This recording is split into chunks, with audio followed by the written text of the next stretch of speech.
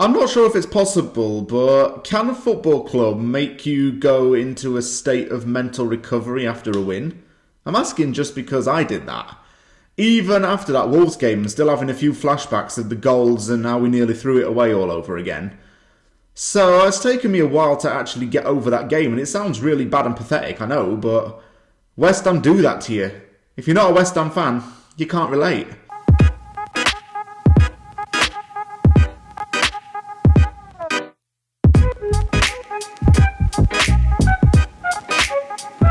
I hadn't really got anything planned for Off the Press until I woke up this morning at about 6 o'clock, saw some news and thought, oh, that's a big talking point.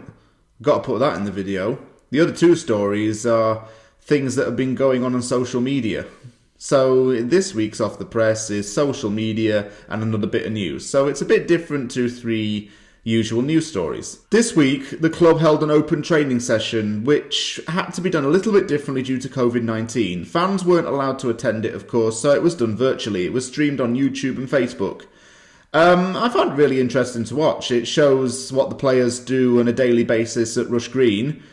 And there are also interviews with Ben Johnson, Tomàš Souček, Kevin Nolan, Alan Irvine and David Moyes. Those were the people who spoke to the media as well. It was a very cold morning in East London at the time of filming. A lot of players were wrapped up for it. But I did notice that a few players were back in training, notably Angelo Ogbonna and Andriy Yarmolenko. Ogbonna coming back into training and being ready within a week is going to be a massive boost to West Ham. We've missed Ogbonna at the back. And I've said it in a few other podcasts. I think that Ogbonna needs to go straight back into the first team when he's fully fit. Not have him on the bench, go straight back into the first team and pull Diop out. Because our last few games have been defensively poor. Even though we got a point against Arsenal and even though we beat Wolves, the defence is now a cause for concern when Ogbonna's not in it. Because Ogbonna's solid. Ogbonna tightens things up. Mr. Diop's been quite error-prone and he's indecisive and clumsy. And Dawson's not been hacking it for me in the last few games. Not the least because he had 2 games in a row where he scored an own goal. And it cost us in a way. So there's going to have to be a defensive reshape once Ogbonna's fully fit. Andriy Yarmolenko back training, it's another option to have on the bench, but I don't see him starting any games. Even though Antonio's now sidelined with another hamstring injury, which we knew was going to happen. I don't see Andriy Yarmolenko really starting in any real game. I think Bowen is going to have to step up and be the striker now. And on a side note, Moyes has this thing where he converts wingers into strikers and they do really well. Look at Antonio last season. It's time for Bowen to get his spark back. But overall, that open training session was really fun to watch because it showed the players working hard, it showed the players communicating with each other, and everyone had a really good buzz around the place. And I think that's been the case this season. There's been a really good buzz around the training pitch, even if it does consist of a load of porta cabins. Arsenal are playing Slavia Prague in the Europa League. It kicks off a little later today. And Tomàš Souček, who, as West Ham fans know, captained Slavia Prague and played for the club for many years, was at the airport to greet the players as they arrived in London. He was there with his wife and daughter. He's pictured here with 2 of the Slavia players. Souček's kept really good ties with Slavia Prague, and I think that he's helped form a bond. Him and Sofal, really, have helped to form a bond between West Ham and Slavia Prague. I've said it in the past, maybe those 2 teams should form some kind of partnership and send loan players out there. You know how some teams do a partnership with each other? Why can't we do one with Slavia Prague? It would be something worth considering. But anyway, Souček's always going to have a bit of Slavia in his heart because he won 2 Czech League titles with them, won a China Cup, and he had a lot of unforgettable memories with them before he joined West Ham. He was, like I say, at the airport to greet the players. Slavia have done really well in the Champions League, or Europa League, should I say, and they've got a lot of decent players in the team, notably Abdullah, who scored in the tie against Leicester City. He scored the second goal in the 2-0 win in the second leg.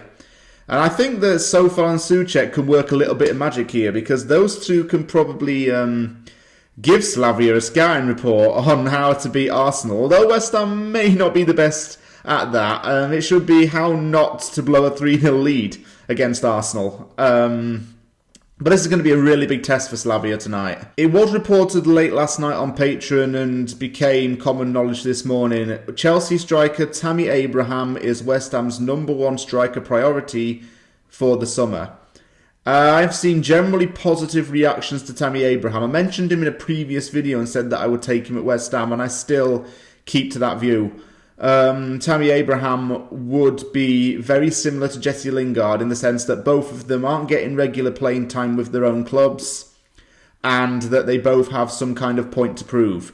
Lingard wasn't getting a lot of playing time at Man United, has come to West Ham, been a starter, and has been one of our most consistent players this season. Lingard has been fantastic since he joined West Ham.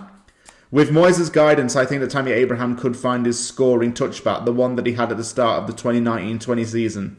Abraham's still young. He's 23 years old, turns 24 this year. I don't think that he's really going to get back into the Chelsea team, not with Olivier Giroud being offered a new contract and signing it, and not with Timo Werner starting, now that Tuchel's boss. I think Tammy Abraham is a homegrown player. He wouldn't have to relocate as well. He'd still be able to live in London. He's meant to be quite good friends with Declan Rice. Well, that's because Declan Rice used to play for Chelsea's academy. And also, I think that Abraham would be a good pickup for West Ham. And it's not a flashy name. It's not one of these big names that we'd blast £40 million on. It's a striker that we could get for around 20 million. And in this market, that's pennies. If we got Lingard on a permanent and then Tammy Abraham in, we'd have a good attacking duo there. One from the midfield, one up front. And we need a striker anyway, because Antonio's hamstrings are going to keep on going, and we can't just keep relying on a player who's naturally not a striker to be the striker. So I'd say between 2 or 3 strikers would be enough this summer.